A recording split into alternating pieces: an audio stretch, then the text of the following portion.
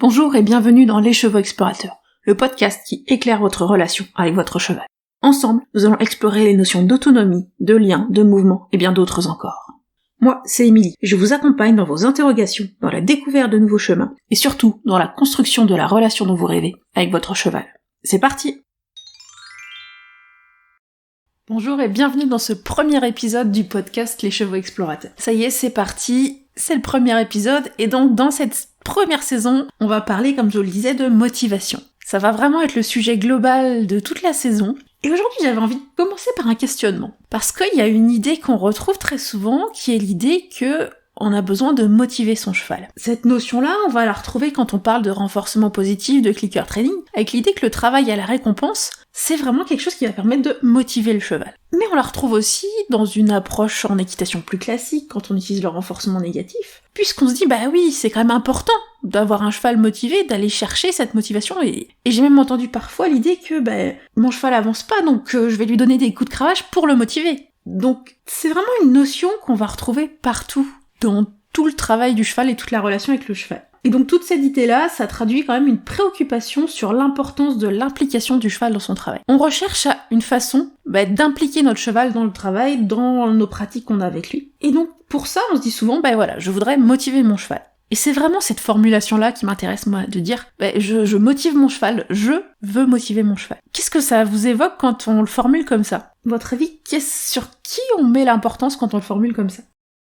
Avant d'aller un petit peu plus loin sur ce sujet-là, sur cette phrase-là, je voulais faire un petit rappel déjà, qu'est-ce que c'est que la motivation ? Alors pour moi, la motivation, c'est tout ce qui regroupe l'envie de faire les choses, la participation, l'idée d'avoir qu'il y a un cheval qui est actif dans ce qu'il va le faire. Mais si on regarde un peu plus une définition, une motivation, c'est un facteur qui conduit à la réalisation d'un comportement ou à sa modification. Donc une modification, c'est quelque chose qui va influencer, c'est quelque chose qui va aller influencer un comportement. Et du coup, c'est important de modifier les comportements et souvent de les modifier, de les emmener à aller dans la direction qu'on recherche de la relation avec le cheval et du cheval qui va être actif et d'avoir les résultats qu'on recherche évidemment sur ces comportements. Et du coup, pourquoi je voulais vraiment parler de cette phrase « je motive mon cheval » ? Eh bien, c'est parce que pour moi, c'est important de se dire « mais quelle est la source de la motivation du cheval ?» Et si ce que je dis « je motive mon cheval », ça veut dire que je me considère comme la source de sa motivation. Autrement dit, l'acteur, c'est l'humain. Alors que quand on dit ça, on a quand même plus envie que l'acteur, ça soit le cheval. Et donc par cette définition,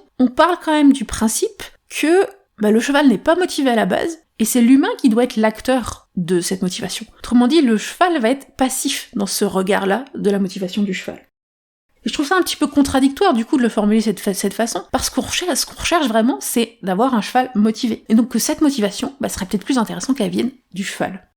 Et donc ce que j'avais vraiment envie de vous inviter à faire ici, c'est d'aller réfléchir un petit peu à comment renverser ce rapport à la motivation du cheval. De ne plus être dans l'idée « je motive mon cheval », mais plutôt d'être dans l'idée « mon cheval est motivé ». Mon cheval a des raisons d'être motivé et mon cheval trouve de la motivation et de l'envie. Et ce point de vue-là, l'intérêt, c'est qu'il place le cheval au centre de sa motivation. C'est-à-dire qu'il rend le cheval acteur de la motivation, plutôt que de rendre l'humain acteur de la motivation.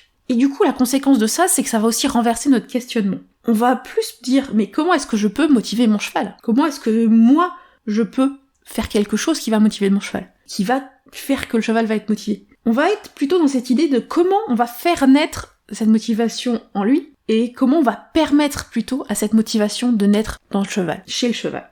Donc c'est vraiment se dire de placer le cheval au cœur de la création de sa propre motivation. La source de la motivation est différente, c'est-à-dire que ce n'est plus moi la source, c'est lui. Et du coup, l'intérêt de se changer ce rapport à la motivation du cheval et de changer ce regard, ça va nous obliger à faire deux choses. Ça va nous obliger à écouter ce qu'il a à dire. Ça, c'est chaud quand même. C'est pas toujours facile d'écouter parce que ce que dit le cheval n'est pas forcément ce qu'on voudrait qu'il dise. Et ce pourquoi le cheval est motivé, c'est pas forcément ce pourquoi nous on est motivé. Donc ça, c'est quand même un truc intéressant. Et du coup, ce que ça va nous amener à faire, ça va nous amener à nous adapter à ses envies à lui. C'est-à-dire qu'on va aller suivre sa motivation à lui, plutôt que de tenter de calquer notre motivation sur lui. Mais en fait, la motivation qui vient du cheval, qui vient de l'intérieur du cheval, c'est la plus belle, parce que c'est la motivation qui a du sens pour lui. Et c'est celle qui va amener de la joie au cheval, mais aussi qui va amener de la joie à l'humain, qui va trouver un cheval qui est vraiment dans ses envies et qui est vraiment acteur de ce qu'on va faire avec lui. Donc l'intérêt vraiment de renverser ce rapport à la motivation, c'est d'aller écouter les envies du cheval et d'avoir un cheval qui va pouvoir s'exprimer, qui va communiquer et qui va aussi avoir cette possibilité de proposer, qui va être vraiment celui qui va proposer, imaginer des choses et apporter sa part à la relation. Parce que on a dit, mon cheval, il peut avoir ses propres envies, sa propre motivation et que je vais l'écouter. Ok, du coup, et comment je fais ça ? Comment, une fois que je me dis, ok, je vais avoir un cheval motivé, je veux permettre à mon cheval d'être motivé, qu'est-ce que je fais ? On va aller dans l'idée de, plutôt que d'être celui qui dit « je motive mon cheval », je vais être celui qui crée les conditions de la motivation. Je vais me positionner dans cette idée que je crée un contexte qui va permettre à la motivation de mon cheval d'émerger. Ça passe par plein de choses. Ça va passer par différents éléments, que ce soit le contexte de travail, mais aussi le mode de vie, l'environnement.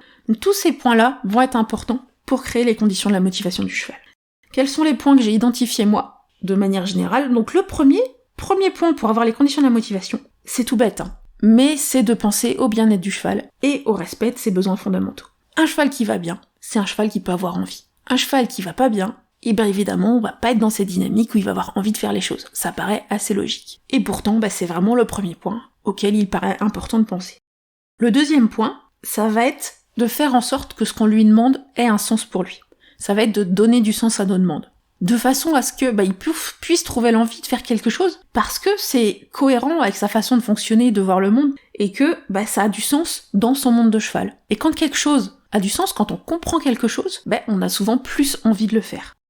Le troisième point, celui-là qui peut parfois être difficile, ça va être d'écouter les limites de notre cheval. Ça va être d'accepter que parfois il va dire non, que parfois il n'a pas envie, et que parfois donc on va pas pouvoir le motiver plus que ça.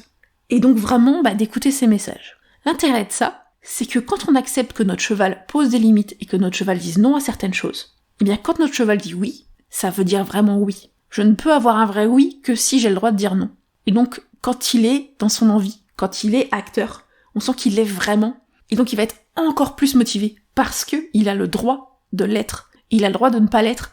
Donc vraiment, c'est vraiment un point important, c'est accepter que notre cheval peut nous dire non, ça lui permet de dire oui, et d'être profondément dans sa motivation quand il va dire. Le point suivant, puisque on veut aller rechercher la motivation du cheval, il va falloir aller identifier ses envies à lui. Donc, aller trouver les choses qui sont motivantes pour lui, et qu'est-ce qu'il aime. Et donc, à partir de là, on va pouvoir aller jongler avec les choses qui sont motivantes pour nous, les choses qu'on souhaite faire, les choses qu'on a besoin qu'il fasse, et les choses qui sont motivantes pour lui et qu'il a envie de faire.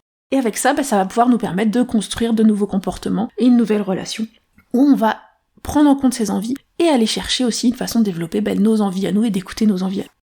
Et enfin, le dernier point qui est important pour moi, c'est que il faut tout simplement comprendre comment fonctionne la motivation du cheval, et la motivation en général, et en particulier comment fonctionne l'apprentissage chez le cheval. C'est-à-dire comment le cheval va apprendre de nouveaux comportements. Qu'est-ce qui va faire qu'on va l'amener à apprendre ces nouveaux comportements. Ça tombe bien, c'est le sujet du prochain épisode de ce podcast. Et en plus, on ira le creuser évidemment dans toute cette saison. Donc vraiment, pour résumer, je trouve que si on se pose la question, peut-on motiver son cheval ? C'est pas forcément la bonne question. Et pour moi, ce qui est beaucoup plus pertinent, ça va être de chercher à avoir un cheval motivé. Et ça passe par créer les conditions qui vont permettre à sa motivation d'émerger. Donc vraiment, on passe de l'idée « je motive mon cheval » à « je permets à mon cheval d'être motivé », en créant les conditions qui vont l'aider à être motivé. Donc voilà, qu'est-ce que tout ça vous évoque quand je vous pose ces questions-là ? Et aujourd'hui, pour vous, est-ce que vous pensez que vous êtes plutôt dans cette dynamique où vous motivez votre cheval ? Ou est-ce que vous êtes plutôt dans cette dynamique où vous allez créer les conditions pour sa motivation ? Voilà, je vous laisse là-dessus pour aujourd'hui et sur cette réflexion-là. Et puis on se retrouve la semaine prochaine pour aller parler de l'apprentissage chez le cheval. À très bientôt. Et voilà, c'est déjà fini pour aujourd'hui. Si cet épisode vous a plu, n'hésitez pas à le partager à vos amis qui pourraient être intéressés. Pour échanger avec moi et ne pas manquer les prochains épisodes, retrouvez-moi sur mon compte Instagram @leschevauxexplorateurs. Et si vous avez envie qu'on aille plus loin ensemble ou que vous souhaitez en savoir plus sur mes accompagnements individuels et mes programmes en ligne, n'hésitez pas à me contacter par mail ou à vous rendre sur mon site internet pour en savoir plus. Tous les liens sont en description de l'épisode. À très bientôt!